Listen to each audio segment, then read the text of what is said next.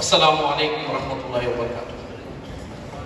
ನಮ್ಮ ನಾಡ ಒಕ್ಕೂಟ ಇದರ ಮುಂಭಾಗದಲ್ಲಿ ಕುಳಿತಿರುವಂಥ ಎಲ್ಲ ಸೆಂಟ್ರಲ್ ಕಮಿಟಿಯ ಪದಾಧಿಕಾರಿಗಳು ಹಾಗೂ ಜಿಲ್ಲಾ ಕಮಿಟಿಯ ಪದಾಧಿಕಾರಿಗಳು ಹಾಗೂ ತಾಲೂಕು ಕಮಿಟಿಯ ಪದಾಧಿಕಾರಿಗಳು ಎಲ್ಲರಲ್ಲಿ ನಾನೀಗ ಎಲ್ಲ ಜಿಲ್ಲಾ ಸಮಿತಿಯ ಸೆಂಟ್ರಲ್ ಕಮಿಟಿಯವರು ಹೇಳಿದಂಥ ಮಾತುಗಳನ್ನು ಆಲಿಸ್ತಾ ಇದ್ದೇನೆ.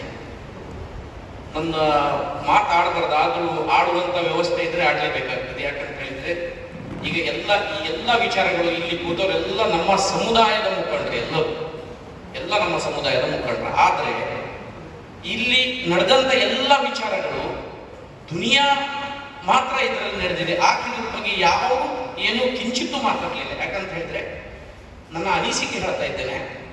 ಈಗ ಎಲ್ಲ ನೋಡಿದ್ದೇನೆ, ಪ್ರತಿಯೊಂದು ವಿಚಾರವನ್ನು ಸಹ ನಾನು ನೋಡಿದ್ದೇನೆ. ಈಗ ಎಲ್ಲರೂ ನಾವು ಈ ದುನಿಯಾಗೋಸ್ಕರ ಮಾತ್ರ ಎಲ್ಲರೂ ಮಾತಾಡಿದ್ದಾರೆ. ಆಖಿರತಿಗಾಗಿ ಏನಾದರೂ ಇದರಲ್ಲಿ ಅವಕಾಶ ಇದ್ರೆ, ಯಾಕಂತ ಹೇಳಿದ್ರೆ ನಾವು ಮುಸ್ಲಿಮ್ಸ್ ಯುವತಿಯರಿಗೆ ಯುವಕರಿಗೆ ಎಲ್ಲರಿಗೂ ನಾವು ಶಿಬಿರ ಮಾಡ್ತೇವೆ, ಕಾರ್ಯಾಗಾರ ಮಾಡ್ತೇವೆ, ಎಲ್ಲದನ್ನು ಮಾಡ್ತೇವೆ. ಆದರೆ ನಮ್ಮ ಮುಸ್ಲಿಂ ಆಖಿರತಿಗಾಗಿ ಏನಾದರೂ ಇದರಲ್ಲಿ ನಾವು ಈ ಲೋಕವನ್ನು ಬಿಟ್ಟು ಪರಲೋಕ ಇಹಲೋಕ ತ್ಯಜಿಸುವಾಗ, ಪರಲೋಕಕ್ಕೆ ಹೋಗುವಾಗ ನಮ್ಮ ವ್ಯವಸ್ಥೆ ಅಲ್ಲಿಗೆ ಹೋಗುವಂತ ವ್ಯವಸ್ಥೆಯಲ್ಲಿ ನಮ್ಮ ಮುಸ್ಲಿಂ ಸಮುದಾಯದಲ್ಲಿ ಇರುವಂತ ಯುವಕರಿಗೆ ಯುವತಿಯರಿಗೆ ಇಸ್ಲಾಂ ಧರ್ಮದ ತಾಲೀಮನ್ನು ಸಹ ಕಲಿಸಿಕೊಡ್ಬೇಕನ್ನುವಂಥದ್ದು ವಿಚಾರವನ್ನು ನಾನು ನಿಮ್ಮ ಎದುರಿಗೆ ಹೇಳ್ತಾ ಇದ್ದೇನೆ. ಒಳ್ಳೆಯ ವಿಚಾರ. ಈಗಾಗಲೇ ಅದರ ಬಗ್ಗೆ ನಾವು ಚರ್ಚೆಗಳು ಮಾಡ್ತಾ ಇದ್ದೇವೆ ನಮ್ಮ ಕಮಿಟಿಯಲ್ಲಿ. ಇನ್ಶಾಲ್ಲ ಅದನ್ನು ಸಹ ಮುಂದಿನ ದಿನಗಳಲ್ಲಿ ಮಾಡುವ. ಯಾಕಂದ್ರೆ ಒಳ್ಳೆಯ ಪ್ರಶ್ನೆ ಕೇಳಿದ್ರಿ. ಈಗಾಗಲೇ ನಾನು ಮುಂಚೆ ಹೇಳಿದೆ, ನಮ್ಮಲ್ಲಿ ತುಂಬ ಸಂಘಟನೆಗಳಿವೆ. ಬೇರೆ ಬೇರೆ ಸಂಘಟನೆಗಳು ಅವರವರ ಬೇರೆ ಬೇರೆ ಕೆಲಸಗಳನ್ನು ಮಾಡ್ತಾ ಇದ್ದಾರೆ. ಈಗಾಗಲೇ ನಾವೀಗ ಆರಂಭಿಕವಾಗಿ ನಾವೀಗ ಏನೀಗ ಮಾಡ್ತಾ ಇದ್ದೇವೆ ಅಂದರೆ ನಿಮಗೆ ಭರವಸೆ ಕೊಟ್ಟಿದ್ದೇವೆ. ಅದನ್ನು ಈಗ ನಾವು ಮಾಡಲಿಕ್ಕೆ ನಾವು ಪ್ರಯತ್ನ ಮಾಡ್ತಾ ಇದ್ದೇವೆ. ಹೀಗೆ ತುಂಬ ತಂಜಿಮ್ಗಳು ನಮ್ಮಲ್ಲಿ ಇದೆ. ಅವರವ್ರ ವರ್ಕನ್ನು ಅವರವ್ರು ಮಾಡ್ತಾ ಇದ್ದಾರೆ.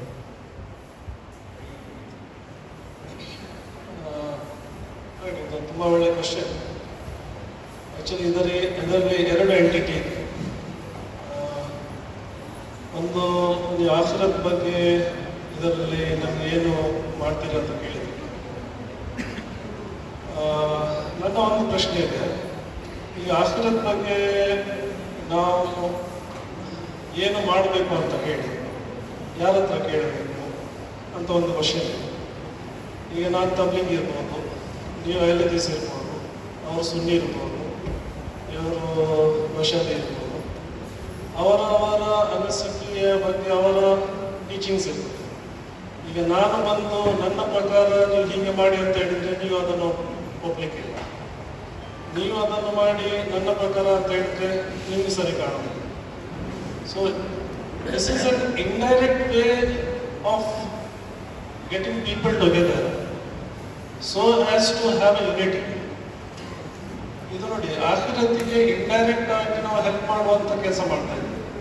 This is not A direct ಕೆಲಸ ಯಾರು ಮಾಡ್ತಾರೆ? ಇಮಾಮ್ನವರು ಮಾಡ್ತಾರೆ, ಮದ್ರಸದವರು ಮಾಡ್ತಾರೆ, ಅವರವರ ಸೆಕ್ಟಿದ್ದು ಆಲಿಮ್ಗಳು ಅವರಿಗೆ ಅಡ್ವೈಸ್ ಮಾಡಿ ಅವರ ಕೆಲಸವನ್ನು ಮಾಡಿಸ್ತಾರೆ.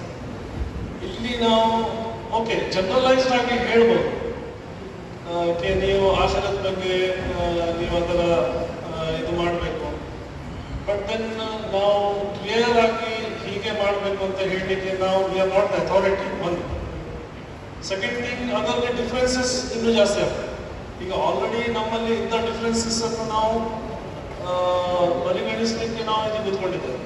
ಈಗ ಅದನ್ನೇ ಇಟ್ಕೊಂಡು ನಾವು ಪುನಃ ಡಿಸ್ಕಷನ್ ಮಾಡಿದರೆ ಇನ್ನು ಜಾಸ್ತಿ ಡಿಫ್ರೆನ್ಸಸ್ ಡೆವಲಪ್ ಆಗುತ್ತೆ. ಒಂದು ಸೆಕೆಂಡ್ ಥಿಂಗ್ ಈಸ್, ನೀವು ಯಾವಾಗ ಆಖಿರತ್ ಬಗ್ಗೆ ಆಲೋಚನೆ ಮಾಡ್ತೀರಿ? ನೀವು ಸ್ಟೇಬಲ್ ಆಗಿದ್ದಾಗ ನಿಮ್ಗೆ ಆಖಿರತ್ ಮೇಲೆ ಆಲೋಚನೆ ಮಾಡಲಿಕ್ಕೆ ಒಂದು ನಿಮಗೆ ಪೀಸ್ ಆಫ್ ಮೈಂಡ್ ಸಿಗ್ತದೆ.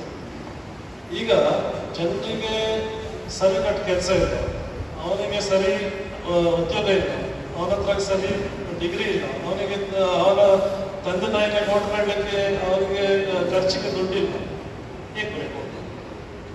ಸೊ ನಾವು ಅವರನ್ನು ಒಂದು ಸ್ಟೇಬಲ್ ಸೊಸೈಟಿ ಕೊಟ್ಟರೆ ಇನ್ಶಾಲ್ಲ ಅವರ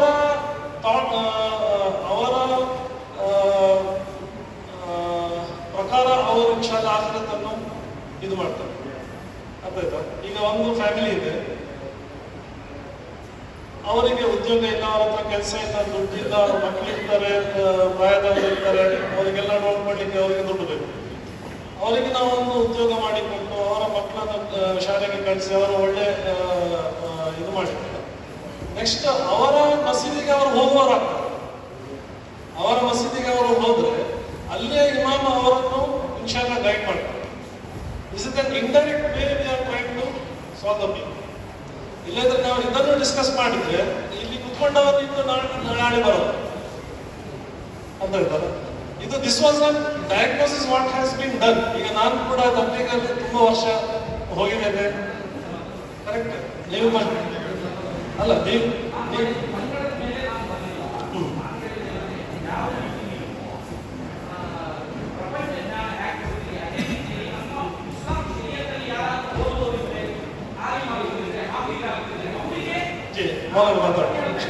यासीन भाई जो आप सवाल किए ना वो बिल्कुल ठीक है, लेकिन है ना दुनिया और आखिरत अलग अलग नहीं है. दुनिया और आखिरत एक ही है. अगर ये जो भी हम कर रहे हैं ये अगर हमारी नीयत अगर अच्छी है, लोगों की भलाई के लिए है, तो ये इबादत है. हदीस में मैं एक हदीस सुना के अपनी बात खत्म करता हूँ. रसूलुल्लाह सल्लल्लाहु अलैहि वसल्लम फरमाते हैं कि खैरुन नास मैं यकफुन नास. लोगों में बेहतर वो है जो लोगों को फायदा पहुंचाए. अल्लाह के नबी सल्लल्लाहु अलैहि वसल्लम खुद फरमा रहे हैं लोगों में बेहतर वो है जो लोगों को फायदा पहुंचाए. वो है कि अल्लाह के नबी सल्लल्लाहु अलैहि वसल्लम ये जितने काम हो रहे हैं नीयत अगर हमारी सही है तो फिर ये पूरा काम जो है वो दीन का काम बन जाता है. ये एक बात. और दूसरी बात एक हदीस में आता है, तिर्मिज़ी की रिवायत है, रसूलुल्लाह सल्लल्लाहु अलैहि वसल्लम फरमाते हैं कि दुनिया में किसी मुश्किल मुसलमान की मदद करने से कल महशर के मैदान में अल्लाह ताला उसकी मदद करेंगे जब वो मुसीबत में होगा. तो आज हम जो भी प्लानिंग लेके बैठे हैं हमारी उम्मत में जो मुश्किल में है, परेशान है, उसकी मदद करने के लिए, ताकि कल महशर के मैदान में अल्लाह हमारी मदद करे.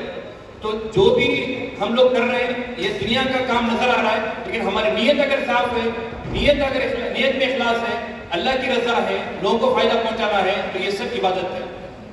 इस्लाम दुनिया और दीन और दुनिया अलग चीज नहीं है. हम लोग डिवाइड नहीं कर सकते कि ये दुनिया है और ये दीन है.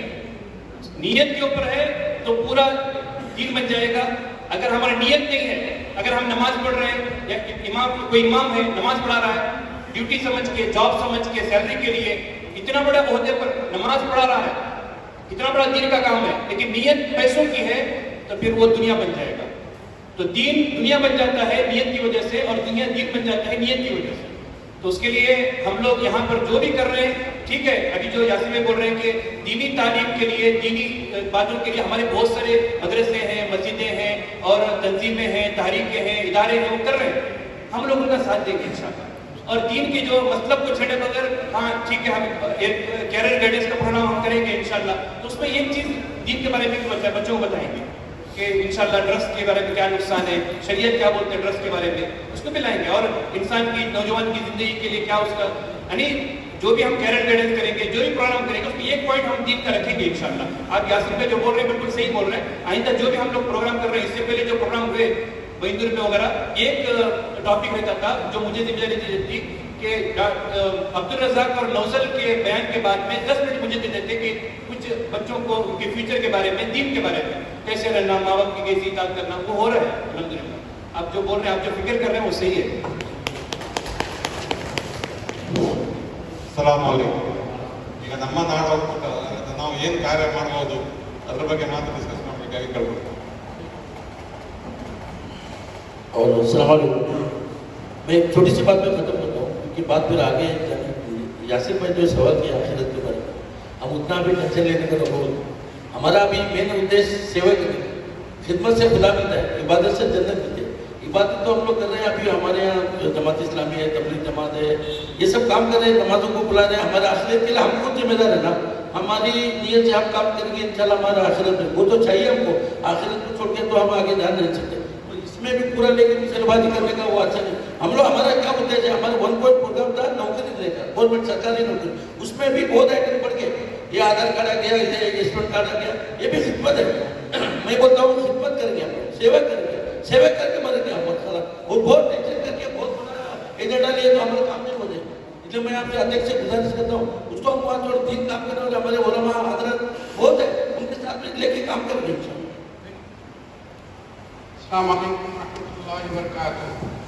यासीन भाई का जो मकसद था वो ये है कि मिसाल के तौर पे हम लोग एजुकेशन के लिए जो है ना बच्चों का अलग अलग स्कूल्स यहाँ पे उडुपी डिस्ट्रिक्ट के अंदर है। जैसे मिसाल के तौर पे फ्लावर ऑफ पैराडाइज है, सालिहात है, मोहम्मद एजुकेशन ट्रस्ट, ऐसे बहुत से हैं।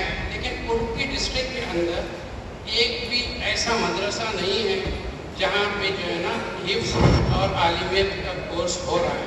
तो ऐसा जो है ना उनका कहना यह है कि ऐसा कोई जो है ना टास्क हमारे पास है, या तो जो है एग्जिस्टिंग जो है ना एक मदरसा है मिसाल के तौर पे शिरवा में फैजुल इस्लाम करके, वहाँ पे हिफ्ज़ का क्लास चल रहा है। ऐसे मदरसों को, एग्जिस्टिंग मदरसों को भी हम लोग ताउन करके ऐसी चीज़ें कर सकते हैं। ये उनका एक ये था। बस अस्सलाम वालेकुम रहमतुल्लाहि व बरकातुहू। इंशाल्लाह।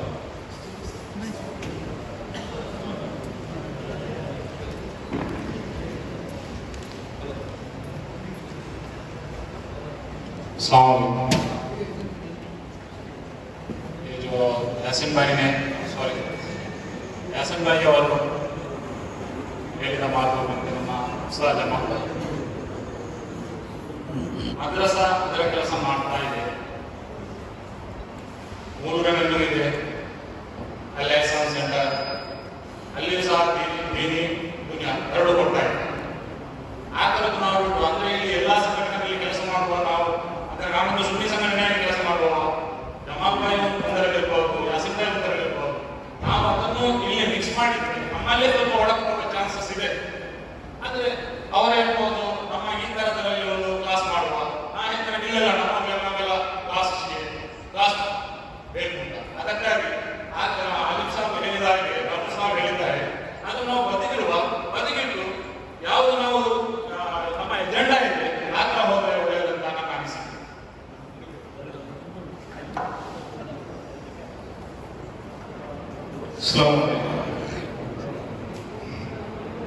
ಈಗ ಒಂದು ಪ್ರಶ್ನೆಯನ್ನು ಯಾಸಿಂದ ಕೇಳಿದರೆ ಅದಕ್ಕೆ ಅವರು ಆನ್ಸರ್ ಮಾಡಿದ್ದಾರೆ. ಶಿರುವಲ್ಲಿ ಮಾತ್ರ ಒಂದು ಮದ್ರಸಾ ಇರೋದು, ಹಿಫ್ಜುಲ್ ಕುರಾನ್ ಇದು. ಮತ್ತೆ ನಿಮಗೆ ನನ್ನ ಪ್ರಕಾರ ನಿಮಗೆ ಗೊತ್ತಿಲ್ಲ, ಕಳ್ಳೂರಲ್ಲಿ ಹಿಫ್ಜುಲ್ ಕುರಾನ್ ಇದೆ. ಗೊಂಗಳ್ಳಿಯಲ್ಲಿ 40 ವರ್ಷದ ಹಿಂದೆ ನಾನು ಸಣ್ಣ ಪ್ರಾಯ ಇರುವಾಗ ಮದ್ರಸಾ ಮಿಫಾಲ್ ಊರಿನಲ್ಲಿ ಸಾಕಷ್ಟು ಹಿಫ್ಜ್ ಆಗಿ ಹೊರ ಹೋಗಿದ್ದಾರೆ. ಶಿರುವದಲ್ಲಿ ಈಗ ನಾನು ಹೇಳುವುದು, ಈಗ ಈ ನಮ್ಮ ನಾಡ ಒಕ್ಕೂಟದ ಮಹತ್ವದ ಕಾರ್ಯಕ್ರಮವನ್ನು ಸಮಿ ಹಲಗೆರೆಯವರು ಮಾಡಿದ್ದಾರೆ. ನನ್ನ ಎಷ್ಟು ಈಗ ಮಾತನ್ನು ಆಲಿಸಿದ್ದೇನೆ, ಸಾಕಷ್ಟು ಒಂದು 25 ಕಾರ್ಯಕ್ರಮವನ್ನು ಅವರು ನೀಡಿದ್ದಾರೆ. ನಾನು ಹೇಳುವುದು, ಮುಂದಿನ ದಿನಗಳಲ್ಲಿ ಎಲ್ಲ ತಾಲೂಕುಗಳಲ್ಲಿ, ಎಲ್ಲ ಗ್ರಾಮಗಳಲ್ಲಿ ಸರ್ಕಾರದಿಂದ ಸಿಗುವ ಪರಿಹಾರ, ಸರ್ಕಾರದಿಂದ ಸಿಗುವ ಸೌಲಭ್ಯವನ್ನು ನಾವು ಪಡೆದುಕೊಂಡು ಸಮಿ ಹಲಗೆರೆಯವರಿಗೆ ನಮಗೆ ಏನೆಲ್ಲ ಕಾರ್ಯಕ್ರಮವನ್ನು ಮಾಡಿದ್ದಾರೆ ಅದನ್ನು ತೋರಿಸಿದ್ದಾರೆ. ಅಂತ ಎಲ್ಲ ಕಾರ್ಯಕ್ರಮವನ್ನು ಮುಂದಿನ ದಿನಗಳಲ್ಲಿ ಇನ್ಶಾಲ್ಲ ಮುಂದಿನ ವರ್ಷ ಎಲ್ಲ ಗ್ರಾಮದಲ್ಲಿ ಇಂಥ 25 ಕಾರ್ಯಕ್ರಮವನ್ನು ನಾವು ಯಾರು ಹೊಣೆ ತಗೊಂಡಿದ್ದೇವೆ, ಯಾರು ಅದರ ಹೊಣೆಗಾರಿಕೆಯನ್ನು ತಗೊಂಡಿದ್ದಾರೆ ಅವರು ನಾವೆಲ್ಲ ನಮ್ಮ ನಾಡ ಒಕ್ಕೂಟ ಅಂದ್ರೆ ನಾವೆಲ್ಲ ಸೇರಿ ಮಾಡುವಂತ ಪ್ರೋಗ್ರಾಮ್, ಅದು ಮುಂದಿನ ಹಂತಗಳಲ್ಲಿ ನಾವು ಮಾಡಬೇಕು.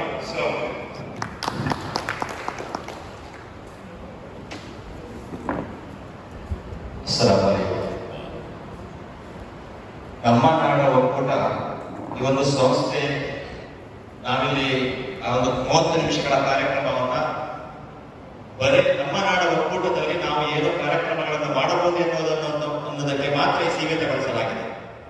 ಅಧ್ಯಕ್ಷರೇ, ಸರಿ. ಒಂದು ಎರಡನೇ, ನನ್ನ ಒಂದು ಅನಿಸಿಕೆ, ನಮ್ಮ ನಾಡ ಒಕ್ಕೂಟದ ಒಂದು ಬೈಲಾವನ್ನು ನಾವು ರೆಡಿ ಮಾಡಬೇಕು ಎನ್ನುವಂಥದ್ದು ನನ್ನ ಒಂದು ಅನಿಸಿಕೆ. ನಮ್ಮ ಒಂದು ಬೈಲಾ ಬೇಕು.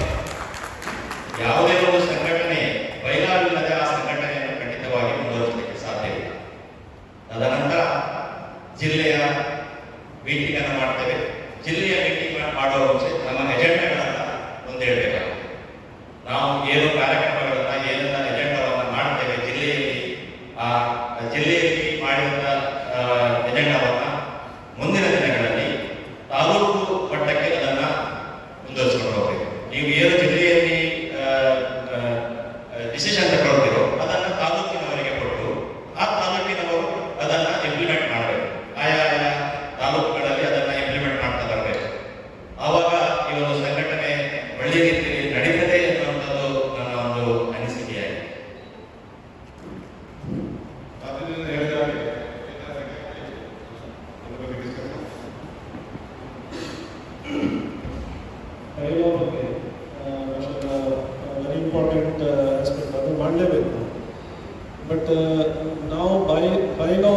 ಮಾಡಿ ಬೇರೆಯವರ ಮೇಲೆ ಇಂಪೋಸ್ ಮಾಡೋದು ಬೇಡ ಅಂತ ಹೇಳ್ಕೊಂಡು ಅದನ್ನು ಡಿಲೇ ಮಾಡಿ.